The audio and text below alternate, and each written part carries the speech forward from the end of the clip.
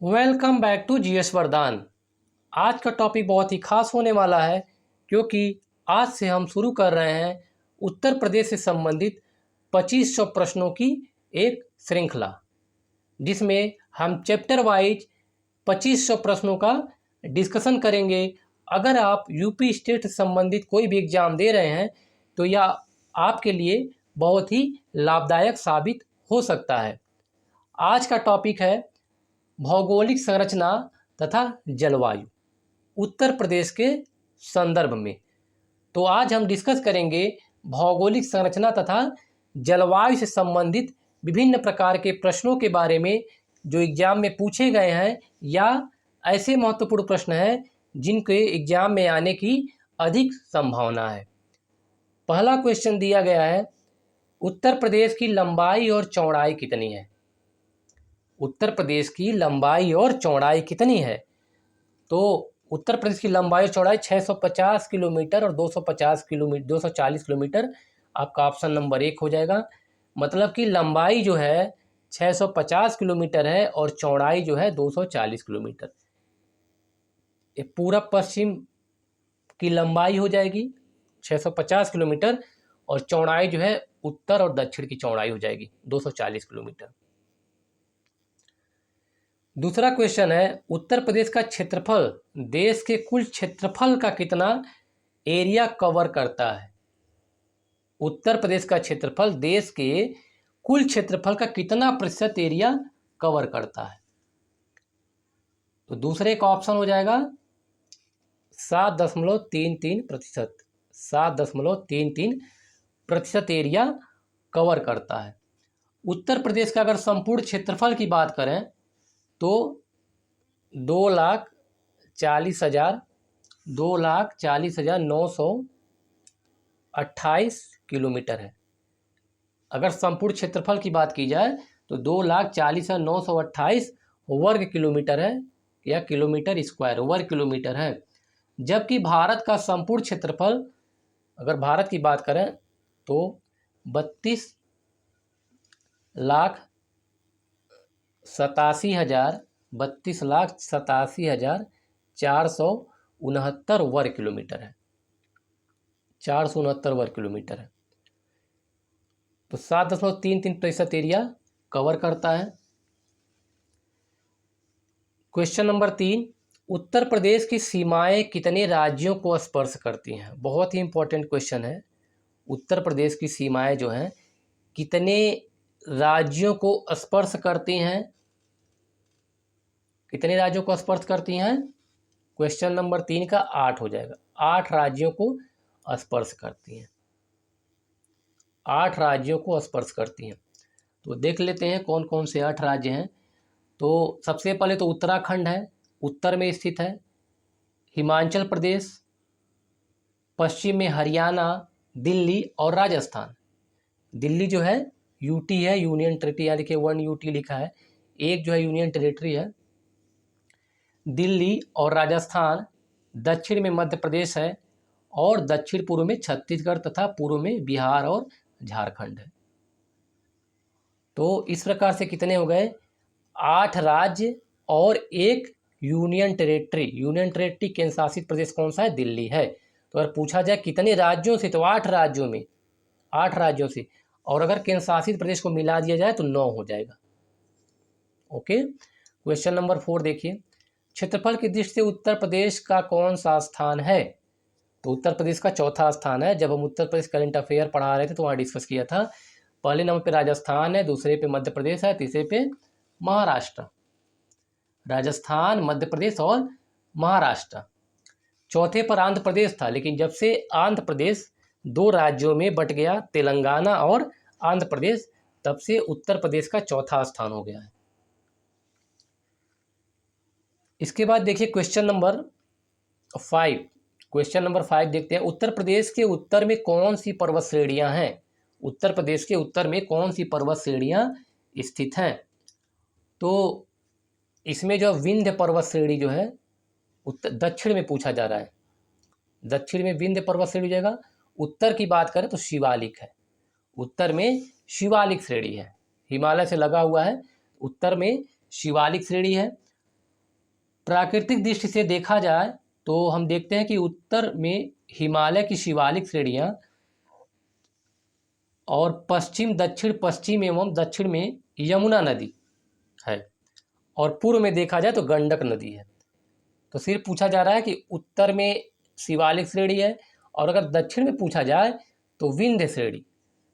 उत्तर प्रदेश के बार बार question repeat होते हैं, जरा ध्यान से सुनिएगा। अगर उत्तर की बात करें तो उत्तर में शिवालिक श्रेणी है, दक्षिण में विंध्य श्रेणी। आप यूपी का मैप अपने सामने लेकर रख लीजिए, इससे आसानी होगी समझने में। उत्तर में शिवालिक है, दक्षिण में विंध्य है। इसके बाद देखिए क्वेश्चन नंबर 7, उत्तर प्रदेश की सीमा किस देश से मिलती है? बहुत ही इंपॉर्टेंट क्वेश्चन है। तो किस देश से मिलती है सीमा? देश की बात पूछ रहा, राज्य नहीं। तो देश, कौन सा देश है? नेपाल है उत्तर में नेपाल है। इसके बारे में ज़्यादा डिस्कशन कराने की जरूरत है नहीं। क्वेश्चन नंबर 8, उत्तर प्रदेश किस प्राचीनतम भूखंड का एक भाग है? उत्तर प्रदेश किस प्राचीन भूखंड का एक भाग है?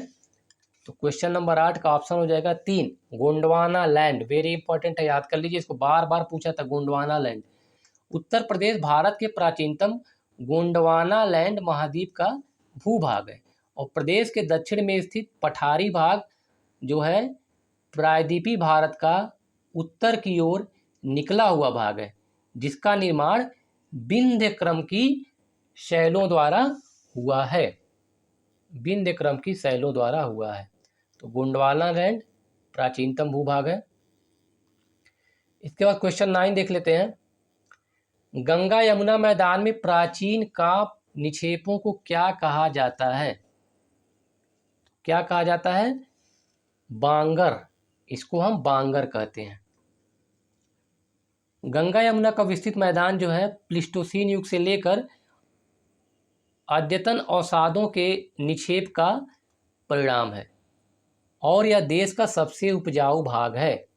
देश का सबसे उपजाऊ भाग है। ये भी क्वेश्चन पूछा जाता है। क्वेश्चन नंबर 10 देखते हैं। गंगा यमुना मैदान में नवीन कांप निक्षेपों को क्या कहा जाता है? क्वेश्चन नंबर 10, तो गंगा यमुना मैदानों में नवीन कांप निक्षेपों को खादर कहा जाता है, और यह भी देश का सबसे उपजाऊ भाग है। देश का सबसे उपजाऊ भाग है। ये बांगर आपका देश का उपजाऊ भाग नहीं है, खादर ही है। खादर सबसे ज़्यादा उपजाऊ भाग है। बांगर में की जो मिट्टी होती है बहुत ज़्यादा उपजाऊ नहीं होती है, तो ये गलत हो जाएगा। यहाँ पर ऑप्शन तो सही है, प्राचीन कांप निक्षेपों को बांगर कहा जाता है, लेकिन हमने गलती से बोल दिया था उपजाऊ भाग है। तो खादर की अपेक्षा बांगर जो है कम उपजाऊ भाग है। अगर पूछा जाए उपजाऊ भाग कौन सा है तो खादर हो जाएगा, उसके बाद बांगर आएगा। क्वेश्चन नंबर 11, विंध्याचल पर्वतमाला का निर्माण किस काल में हुआ है? विंध्याचल पर्वतमाला का निर्माण किस काल में हुआ है? कैम्ब्रियन काल में इसका निर्माण हुआ है। क्वेश्चन नंबर 12, उत्तर प्रदेश को कितने भौतिक भागों में विभाजित किया गया है? भौतिक भाग पूछ रहा है, तो उत्तर प्रदेश को 3 भौतिक भागों में विभाजित किया गया है। ऑप्शन हो जाएगा बी। ऑप्शन दूसरा हो जाएगा ऑप्शन 2 हो जाएगा, जिसको 3 भागों में विभाजित किया गया है। उत्तर का भांवर व तराई क्षेत्र, मध्य का मैदानी क्षेत्र, दक्षिण का पहाड़ी और पठारी क्षेत्र, यही 3 भाग हैं। तराई क्षेत्र की भूमि कैसी होती है? क्वेश्चन नंबर 13, तो तराई क्षेत्र की भूमि कैसी होती है? तो समतल भी होगी, नम भी होगी, दलदली भी होगी, उपयुक्त सभी। इसमें से ऑप्शन सही हो जाएगा। भांवर क्षेत्र के बाद महीन अवसादों वाले समतल क्षेत्र को तराई क्षेत्र कहा जाता है। इस क्षेत्र में अधिक वर्षा होने के कारण भूमि नम व दलदली है तथा महीन अवसादों के कारण समतल भी है। तो आपका ऑप्शन डी सही हो जाएगा, उपर्युक्त सभी। क्वेश्चन नंबर 14, उत्तर प्रदेश के तराई क्षेत्र में किस फसल की कृषि बड़े पैमाने पर की जाती है? किस फसल की कृषि जो है बड़े पैमाने पर की जाती है? क्वेश्चन नंबर 14, तो ऑप्शन 3 हो जाएगा गेहूँ। गेहूँ की फसल तराई क्षेत्र में अधिक की जाती है, जबकि गेहूँ क्या है, गेहूँ की पैदावार जो उत्तर प्रदेश में सर्वाधिक होती है, पहले स्थान पे है।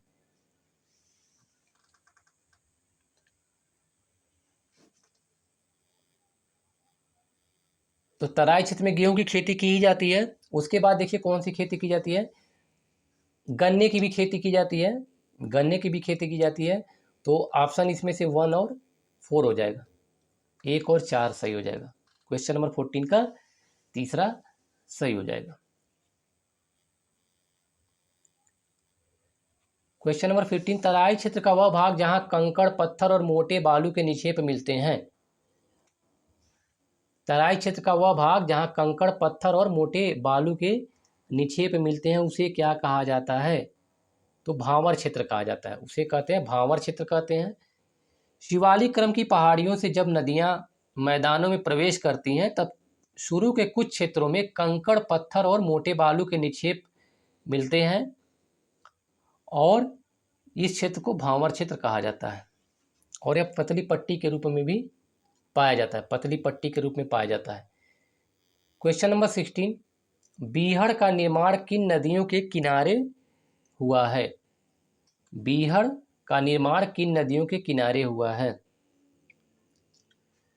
तो इसमें देखिए हो जाएगा आपका यमुना नदी हो जाएगा और चंबल नदी, यमुना और चंबल दोनों हो जाएगा। तो ऑप्शन देखते हैं कौन सा है, ऑप्शन सी आपका सही हो जाएगा। तीसरा ऑप्शन 2 और 4, यमुना और चंबल। 16 का यमुना और चंबल का निर्माण, बीहड़ का निर्माण यमुना और चंबल नदी के किनारे हुआ है। क्वेश्चन नंबर 20, बुंदेलखंड का पठार की औसत ऊंचाई क्या है। बहुत इंपॉर्टेंट है, बुंदेलखंड का पठार जो है उसकी औसत ऊंचाई क्या है। तो लगभग 300 मीटर है, लगभग 300 मीटर है। और प्रायद्वीपीय भारत का उत्तरी विस्तार, जो प्रायद्वीपीय भारत है उसका जो उत्तर तरफ, ये आपका प्रायद्वीपीय भारत है, तो जो उत्तर तरफ इसका विस्तार हुआ है उसको हम बुंदेल पठार नाम से जानते हैं, बुंदेल का पठार नाम से जाना जाता है। और इसकी औसत ऊंचाई जो है लगभग 300 मीटर है। लेकिन इसकी कुछ पहाड़ियाँ जो हैं जैसे मिर्ज़ापुर व सोनभद्र की और कैमूर पहाड़ियाँ, जिनकी ऊंचाई 600 मीटर है। उत्तर प्रदेश का कौन सा जिला अवनलिका अपरदन से सर्वाधिक प्रभावित है। अवनलिका अपरदन से सर्वाधिक प्रभावित होने वाला जिला कौन सा, इटावा है। याद कर लीजिए, अवनलिका अपरदन से इटावा सर्वाधिक प्रभावित हुआ है। क्वेश्चन नंबर 19, उत्तर प्रदेश का कौन सा जनपद हरियाणा तथा हिमाचल प्रदेश के साथ सीमा बनाता है। हरियाणा तथा हिमाचल प्रदेश के साथ सीमा बनाता है सहारनपुर। सहारनपुर हरियाणा से भी सीमा बनाता है और हिमाचल प्रदेश से भी। क्वेश्चन नंबर 20, उत्तर प्रदेश के निम्नलिखित जिलों का उत्तर से दक्षिण, तो उत्तर से दक्षिण पूछ रहा है, उत्तर से दक्षिण का सही क्रम है। कौन कौन से जिले हैं उत्तर से दक्षिण में। तो इसका ऑप्शन जो है सिद्धार्थनगर, संत कबीर नगर, अम्बेडकर नगर, संत, ऑप्शन आपका इसमें बी सही हो जाएगा। उत्तर प्रदेश के सिद्धार्थनगर, संत कबीर नगर, अम्बेडकर नगर तथा संत रविदास नगर का उत्तर से दक्षिण का अनुक्रम सही है। ये आपका ऑप्शन बी सही हो जाएगा, दूसरा वाला सही हो जाएगा। क्वेश्चन नंबर 21, उत्तर प्रदेश की जलवायु कैसी है। वेरी इंपॉर्टेंट है, इसको टिक कर लीजिए। उत्तर प्रदेश की जलवायु कैसी है। तो उत्तर प्रदेश की जलवायु जो है, ऑप्शन देखिए कौन सा है, उष्णकटिबंधीय है और मानसूनी भी है। उत्तर प्रदेश की जो अधिकांश कृषि होती है, अधिकांश भाग उत्तर प्रदेश में मानसूनी है। तो और उष्णकटिबंधीय क्षेत्र के अंतर्गत भी आता है कुछ भाग। तो 1 और 2 दोनों सही हो जाएगा। भौगोलिक विषमताओं के कारण उत्तर प्रदेश में जलवायु संबंधी विषमताएं भी पाई जाती हैं, लेकिन सामान्य रूप से उत्तर प्रदेश की जलवायु उष्णकटिबंधीय और मानसूनी मानी जाती है। क्वेश्चन नंबर 22, क्षेत्रफल के घटते क्रम में सही विकल्प चुनिए। क्षेत्रफल के घटते क्रम में सही विकल्प चुनना है। तो राजस्थान, मध्य प्रदेश, महाराष्ट्र, उत्तर प्रदेश। राजस्थान, मध्य प्रदेश, तो ये आपका पहला से हो जाएगा। राजस्थान अभी डिस्कस किया था। मध्य प्रदेश, महाराष्ट्र, उत्तर प्रदेश और आंध्र प्रदेश। आंध्र प्रदेश पहले तीसरे नंबर पे था, अब 5वें नंबर पे हो गया।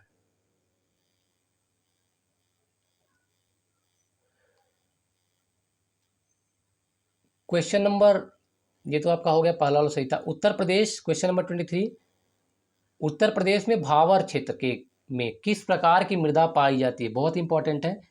क्वेश्चन नंबर 23 का ऑप्शन आपका 2 हो जाएगा। अभी डिस्कस किया था, कंकरीली और पथरीली। कंकरीली और पथरीली मृदा पाई जाती है। गंगा यमुना नदियों के मैदानी भागों में प्रवेश के समय इनके द्वारा अपने साथ कंकड़ और पत्थर और मोटा बालू लाया जाता है, जिससे भांवर क्षेत्र का निर्माण होता है। इसलिए भांवर क्षेत्र की मृदा जो होती है कंकड़ीली और पथरीली होती है। क्वेश्चन नंबर 24, ग्रीष्म ऋतु में उत्तर प्रदेश का औसत अधिकतम तापमान कितना होता है? ग्रीष्म ऋतु की बात कर रहा है, औसत अधिकतम तापमान कितना होता है?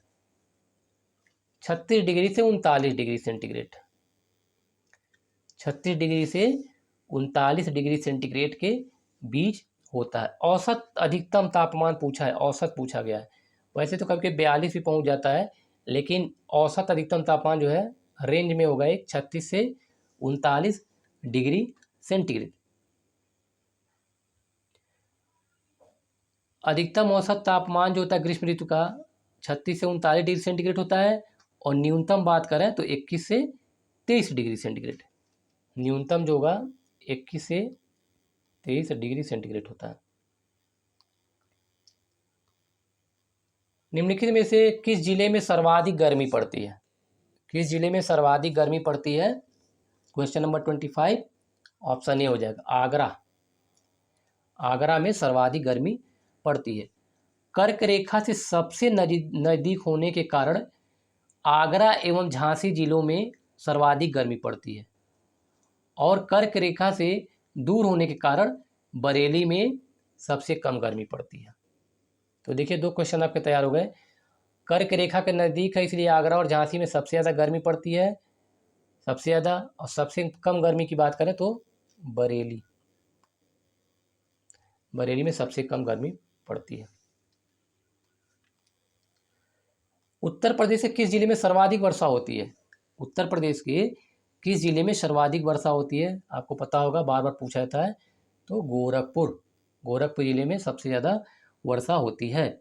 उत्तर प्रदेश के विभिन्न भागों में वर्षा की मात्रा में भिन्नता पाई जाती है, जहाँ पर एक तरफ गोरखपुर में सबसे ज़्यादा होती है, लगभग 184 सेंटीमीटर, 184 सेंटीमीटर वर्षा होती है लगभग। मथुरा में सबसे कम होती है, 54 सेंटीमीटर। मथुरा में लगभग 54 सेंटीमीटर के आसपास वर्षा होती है। मथुरा में सबसे कम और गोरखपुर में सबसे ज़्यादा। यहाँ देखिए क्वेश्चन पूछा भी गया, उत्तर प्रदेश किस जिले में सबसे कम वर्षा होती है? तो सबसे कम होगी मथुरा में। क्वेश्चन नंबर 28, उत्तर प्रदेश मई जून के महीने में तीव्र चलने वाली पश्चिमी हवाओं को क्या कहा जाता है? तीव्र चलने वाली पश्चिमी हवाएं को लू कहा जाता है। लू कहते हैं। बहुत तेजी से हवाएं चलती हैं और उसमें काफ़ी गर्मी होती है, काफ़ी गर्मी होती है। उत्तर प्रदेश में बंगाल की खाड़ी वाले मानसून को किस नाम से जाना जाता है? बंगाल की खाड़ी वाले मानसून को किस नाम से जाना जाता है? पूर्वी मानसून। ये पूर्वी मानसून होता है, बंगाल की खाड़ी वाला पूर्वी मानसून होता है। 29 का ऑप्शन ए हो जाएगा। बंगाल की खाड़ी ऐसा इसलिए होता है, बंगाल की खाड़ी से उठने वाले दक्षिण पूर्वी शाखा मानसून जून के तीसरे और चौथे सप्ताह में उत्तर प्रदेश के पूर्वी तथा दक्षिणी सिरे से प्रवेश करती है। उत्तर प्रदेश के पूर्वी तथा दक्षिणी सिरे, तो पूर्वी और दक्षिणी सिरा होगा आपका, ये पूर्वी और दक्षिणी सिरे से प्रवेश करती है। ये वाला लोकेशन हो जाएगा आपका, ये पूरब है और ये दक्षिण है।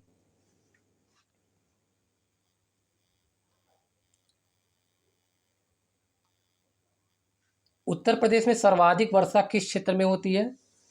तो सर्वाधिक वर्षा किस क्षेत्र में होगी? पूर्वी मैदानी क्षेत्र में सबसे ज़्यादा वर्षा होती है। पूर्वी मैदानी क्षेत्र में सबसे ज़्यादा वर्षा होती है। लगभग 112 सेंटीमीटर, 112 सेंटीमीटर। एवरेज है, औसत 112 सेंटीमीटर वर्षा होती है। उत्तर प्रदेश में पूर्व से पश्चिम की ओर बढ़ने पर वर्षा की मात्रा सामान्यतः घटती है, बढ़ती है, अपरिवर्तित रहती है, या पहले घटती है फिर बढ़ती रहे? तो घटती है। जब हम पश्चिम की ओर जाएंगे, पूरब से पश्चिम की ओर जाएंगे, पूरब से पश्चिम की ओर जाएंगे तो वर्षा की मात्रा क्या होगी? घटती जाती है। उत्तर प्रदेश में हम जैसे जैसे हिमालय से दूर तथा पूर्व से पश्चिम की ओर जाते हैं तो वर्षा की मात्रा व वर्षा की अवधि दोनों कम होने लगती है। उत्तर प्रदेश में शीत ऋतु में दक्षिण से उत्तर की ओर जाने पर, अब शीत ऋतु की बात कर रहा है, दक्षिण से उत्तर की ओर जाने पर तापमान घटता है। दक्षिण से उत्तर की जाने पर तापमान क्या होता है? घटता है।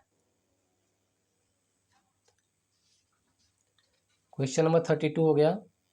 बार बार इसको हमें क्या करना, रिवीजन करना है, तभी जाके क्वेश्चन सही होगा। उत्तर प्रदेश में शीतकालीन और ग्रीष्म काल में कैसी वर्षा होती है? शीतकाल और ग्रीष्म काल में कैसी वर्षा होती है? तो चक्रवाती भी होती है और संवहनी भी होती है। चक्रवात आता है ग्रीष्म काल में, तो चक्रवाती और संवहनी दोनों हो जाएगी। मतलब कि साइक्लोनिक होती है और कन्वेंशनल। साइक्लोनिक होती है और साइक्लोनिक होती है, चक्रवात आता है ना ग्रीष्म ऋतु में, तो साइक्लोनिक और कन्वेंशनल दोनों होती है। क्वेश्चन नंबर 34, उत्तर प्रदेश का सबसे पूर्वी जिला कौन सा है? This is very important question, बार बार पूछा जाता है, बार बार एग्जाम में पूछा जाता है। सबसे पूर्वी जिला, सबसे पश्चिमी जिला, सबसे उत्तरी जिला, सबसे दक्षिणी जिला। तो सबसे पूर्वी जिला क्या है? बलिया। बहुत इंपॉर्टेंट है, बिहार से लगा हुआ है। सबसे पूर्वी जिला कौन सा है? बलिया है, जो बिहार के साथ लगा हुआ है। और अगर सबसे पश्चिमी जिले की बात करें, ईस्ट, वेस्ट, नॉर्थ, साउथ, तो अगर सबसे पूर्वी जिला, यहाँ देखिए बलिया है। सबसे पश्चिमी जिला है शामली।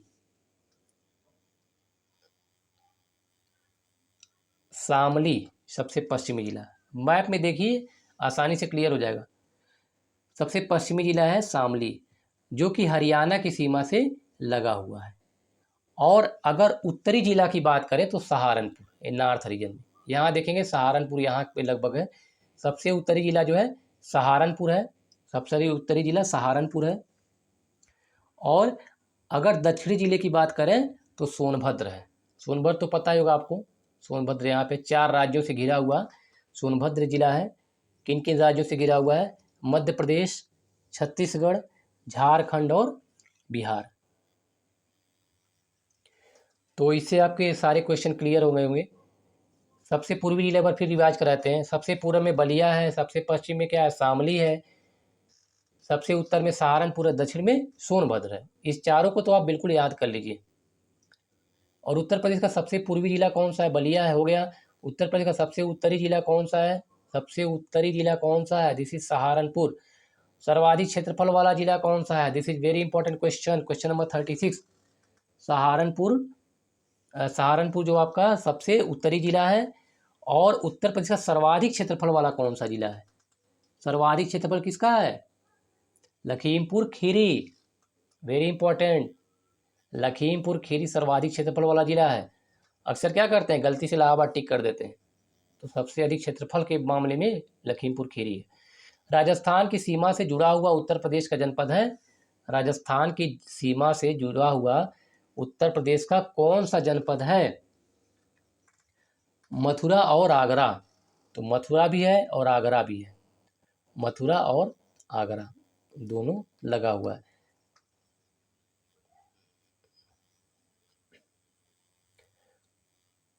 उत्तर प्रदेश का सर्वाधिक नम भूमि बताया था, वेटलैंड को कहते हैं। A transition zone between water body and land mass, एक संक्रमण क्षेत्र होता है जहाँ जल और स्थल मिलते हैं, उसे वेटलैंड कहते हैं, नम भूमि कहा जाता है। और नमभूमि क्या होता है? नमभूमि दिवस 2 फरवरी को मनाया जाता है। आर्द्र भूमि दिवस 2 फरवरी को मनाया जाता है। और एक कन्वेंशन आयोजित किया था 1971 में ईरान में रामसर शहर में एक कन्वेंशन आयोजित किया गया था, जिसकी वजह से इसका नाम रामसर कन्वेंशन पड़ा है। और रामसर कन्वेंशन के तहत आर्द्र भूमियों को संरक्षित किया जाता है। डिस्कस किया था हमने पहले की वीडियो में। वेटलैंड कौन सा है? 38 बताइए। Question number 38 Sonbhadra. वेटलैंड वाला जिला जो है सोनभद्र है। क्वेश्चन नंबर 39 उत्तर प्रदेश की सबसे ऊंची पहाड़ियां सोनाकर कैमूर किन जिलों में स्थित हैं? उत्तर प्रदेश सबसे ऊंची पहाड़ियां सोनाकर कैमूर किन जिलों में स्थित है? किन दी जो 2 जिलों में स्थित है? क्वेश्चन नंबर 39 ऑप्शन हो जाएगा सी, मिर्जापुर और सोनभद्र। मिर्जापुर और सोनभद्र।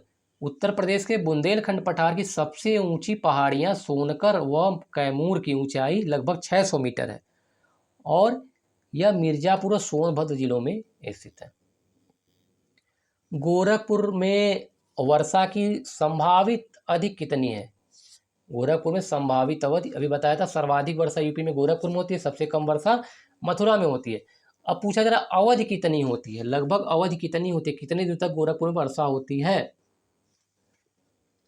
56 दिन, 56 डेज। एग्जाम में पूछा गया है, रट लीजिए इसको। 56 दिन। जबकि पश्चिमी उत्तर प्रदेश में मात्र 32 दिन होता है।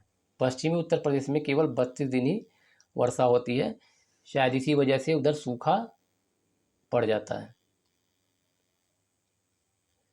क्वेश्चन नंबर 41 निम्नलिखित राज्यों में कौन उत्तर प्रदेश के समीपवर्ती है? उत्तर प्रदेश के समीपवर्ती कौन सा राज्य पूछा जा रहा है? कौन सा राज्य समीपवर्ती है? तो राजस्थान आगरा और मथुरा से लगा हुआ है, अभी बताया था। छत्तीसगढ़ लगा हुआ है, सोनभद्र से लगा हुआ है। और झारखंड भी लगा हुआ है, झारखंड भी सोनभद्र से लगा हुआ है। पंजाब नहीं लगा हुआ है। तो आपके 2, 3 और 4 ऑप्शन हो जाएंगे। देखिए कहाँ पे, ऑप्शन डी 2, 3 और 4, राजस्थान, छत्तीसगढ़, झारखंड। छत्तीसगढ़ और झारखंड किसे लगा हुआ है? सोनभद्र जिले से। क्वेश्चन नंबर 42 देखते हैं क्या पूछा गया है। कथन और कारण है, असर्शन और रीजन है। हिमालय में भूस्खलन की आवृत्ति में वृद्धि हुई है। हिमालय में भूस्खलन की आवृत्ति में वृद्धि हुई है, ये तो सही है, क्योंकि हाल के वर्षों में हिमालय में बड़े पैमाने पर खनन कार्य हुआ है। हाल ही के वर्षों में बड़े पैमाने पर खनन कार्य हुआ है, जिसकी वजह से हिमालय के भूस्खलन में वृद्धि हुई है। तो कथन और कारण दोनों सही हैं, कथन और कारण दोनों सही हैं, और उसकी व्याख्या भी कर रहा है, तो ऑप्शन आपका ए सही हो जाएगा। ए और बी, आर दोनों सही हैं और आर ए की सही व्याख्या कर रहा है। क्वेश्चन नंबर 43 निम्नलिखित में से कौन सा जिला दिल्ली के सीमा को स्पर्श करता है? बहुत इंपॉर्टेंट है क्वेश्चन नंबर 43। तो केंद्र शासित प्रदेश दिल्ली के साथ जो है उत्तर प्रदेश के केवल 2 समीपवर्ती जिले हैं। उत्तर प्रदेश के 2 समीपवर्ती जिले लगे हुए हैं, गाजियाबाद और गौतम बुद्ध नगर। एक गौतम बुद्ध नगर है और गाजियाबाद, ये दोनों लगे हुए हैं। इसके अलावा जो है अलीगढ़ और बागपत हरियाणा राज्य के साथ सीमावर्ती जिले हैं। अलीगढ़ और बागपत हरियाणा राज्य के साथ लगे हुए हैं। तो कौन सा जो दिल्ली की सीमा को स्पर्श, तो गाजियाबाद और गौतम बुद्ध नगर। यही गौतम बुद्ध जीबी नगर को नोएडा भी कहा था, नोएडा। तो बी और सी दोनों सही हो जाएगा। देखते हैं ऑप्शन कौन सा है बी और सी का। बी और सी तो तीसरे में दिया हुआ है, क्वेश्चन नंबर 43 का सी सही हो जाएगा, तीसरा वाला बी और सी। उत्तर प्रदेश में कितने जिले मध्य प्रदेश के साथ सीमा साझा करते हैं? उत्तर प्रदेश से कितने जिले मध्य प्रदेश के साथ सीमा साझा करते हैं? तो 11 जिले हैं समीपवर्ती, 11 समीपवर्ती जिले हैं। ये ऑप्शन आपका सही हो जाएगा, 11 समीपवर्ती जिले हैं। और मध्य प्रदेश कहाँ पर है? उत्तर प्रदेश के दक्षिण में स्थित है, उत्तर प्रदेश के दक्षिण में स्थित है और 11 जिले साझा करते हैं। तो सबसे पश्चिम में क्या है? आगरा, इटावा, झांसी, जालौन। हम पश्चिम से पूरब की ओर बता रहे हैं। आगरा है, इटावा है, झांसी, जालौन, ललितपुर और आपका महोबा हो जाएगा, बांदा, चित्रकूट, इलाहाबाद, मिर्ज़ापुर और सबसे पूर्व में कौन सा है? बताया था सोनभद्र, जो 4 राज्यों से सीमा साझा करता है, सोनभद्र है। तो 11 जिले हैं। उत्तर प्रदेश में कितने जिले बिहार के साथ लगे हुए हैं? उत्तर प्रदेश से कितने जिले? ये भी बहुत इंपॉर्टेंट क्वेश्चन है, बीपीएससी में अक्सर पूछा जाता है, यूपी में पूछा जाता है। बिहार से कितने? बिहार तो बलिया से अटैच है और उत्तर प्रदेश का सबसे पूर्वी जिला जो है बलिया ही है। अब पूछा रहा है कितने राज्यों से, मतलब कि बिहार के कितने, बिहार राज्य से उत्तर प्रदेश के कितने जिले लगे हुए हैं? तो 7 जिले हैं, 7 जिले हैं। और इन 7 जिलों के नाम जान जाते हैं। एक तो बताया था सोनभद्र, तो लगा ही है, सोनभद्र लगा हुआ है, इस तरह लगा हुआ है। ये आपका बिहार हो गया और आपका यूपी हो गया। तो सोनभद्र लगा हुआ है, ये सोनभद्र है, चंदौली, सोनभद्र, चंदौली, गाजीपुर, बलिया, देवरिया, कुशीनगर, और कुशीनगर पडरौना भी है, कुशीनगर को पडरौना भी कहता है, कुशीनगर जिला, और महाराजगंज का बहुत ही छोटा सा एरिया यहाँ पे टच करता है और इधर आपका नेपाल हो जाता है और ये पूरा बिहार का रीजन है, तो बहुत थोड़ा सा एरिया कवर करता है। तो A45 क्वेश्चन जो हमने डिस्कस किया, उम्मीद है कि आपको अच्छा लगा होगा। भौगोलिक संरचना और जलवायु के बारे में हमने डिस्कस किया, जो कि उत्तर प्रदेश से संबंधित था। और क्वेश्चन इसी में से बार बार क्वेश्चन रिपीट होते रहते हैं, बार बार इसको आप देखेंगे तो आपके क्वेश्चन गलत नहीं होंगे। नेक्स्ट क्लास में नए टॉपिक के साथ हम आएंगे। और अगर दोस्तों आपको वीडियो अच्छा लगे तो इसे लाइक कीजिए, अपने दोस्तों को शेयर कीजिए और चैनल को सब्सक्राइब कीजिए, ताकि जैसे ही वीडियो अपलोड हो सबसे पहले आपको नोटिफिकेशन मिले, जिसका आप भरपूर लाभ ले सकें। नेक्स्ट क्लास में एक नए वीडियो के साथ हम आएंगे उत्तर प्रदेश विशेष को लेकर।